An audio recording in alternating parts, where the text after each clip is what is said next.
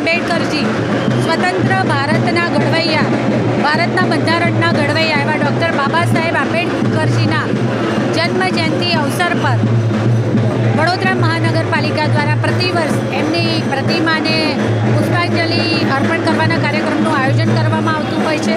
તો સાથે સાથે પ્રતિવર્ષ ભારતીય જનતા પાર્ટી વડોદરા દ્વારા કાલાઘોડાથી લઈ અને એમની પ્રતિમા સુધી પદયાત્રા કરી અને એમની પ્રતિમાને પુષ્પાંજલિ અર્પણ કરવા સૌ સાથે આયોજનમાં ભાગ લીધો.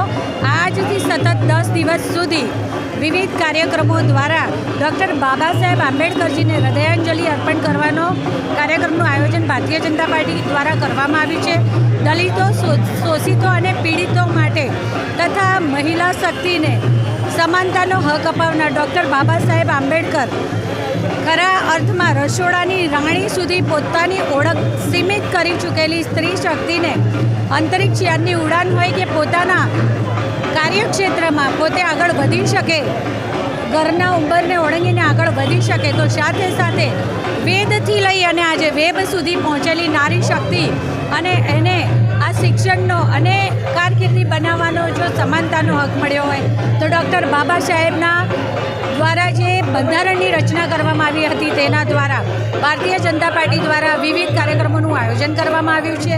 આજ રોજ વડોદરા મહાનગરપાલિકા દ્વારા જે એમની પ્રતિમાને પુષ્પાંજલિ અર્પણ કરવાનું કાર્યક્રમનું આયોજન કરવામાં આવ્યું હતું તેમાં સૌ સાથે મળી અને તેમને હૃદયાંજલિ અર્પણ કરી. આભાર.